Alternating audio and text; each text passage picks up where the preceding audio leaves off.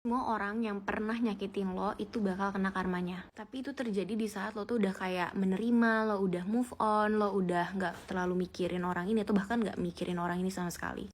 Gue bener-bener hari ini tuh ditunjukin sama Allah kayak, inget gak sama orang yang pernah nyakitin lo?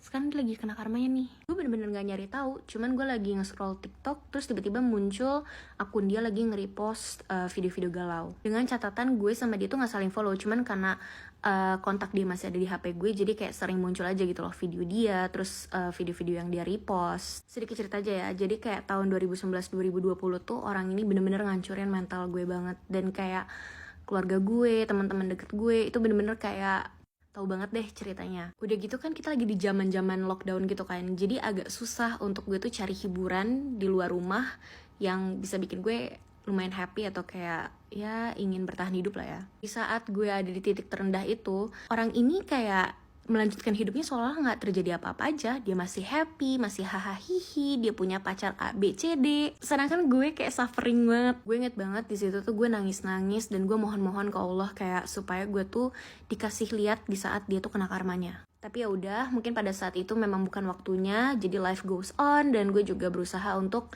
melanjutkan hidup gue. Dari 2020, gue baru bener-bener ngerasa kayak I'm fine, I'm good, itu tuh di tahun 2022. Nah, di tahun 2022 juga gue tuh tahu kalau dia tuh punya pacar baru lagi.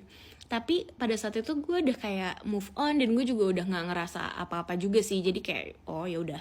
Tahun 2023 gue ketemu orang baru dan bener-bener ini cowok kayak melayang jauh dari mantan gue, kayak standarnya langsung naik banget.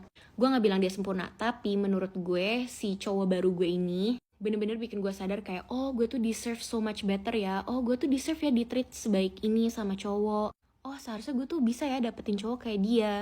Meski gue dan si cowok baru ini gak lama juga pacarannya, tapi I learned so much about myself dan tentunya belajar tentang healthy relationship.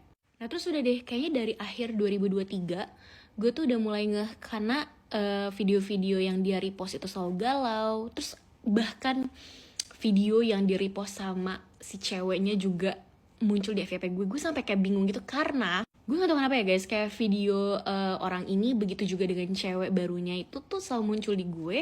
Dan gue udah klik not interested berkali-kali tapi selalu muncul, jadi yaudah.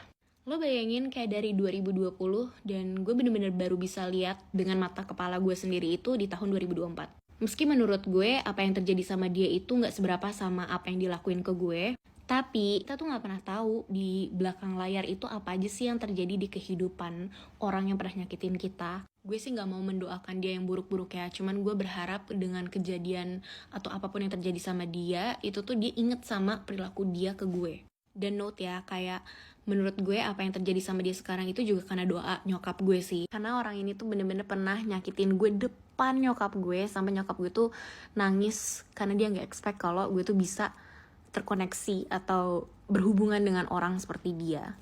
Jadi kalau misalnya kalian nanya orang ini bakal kena karma gak ya? Yeah, well,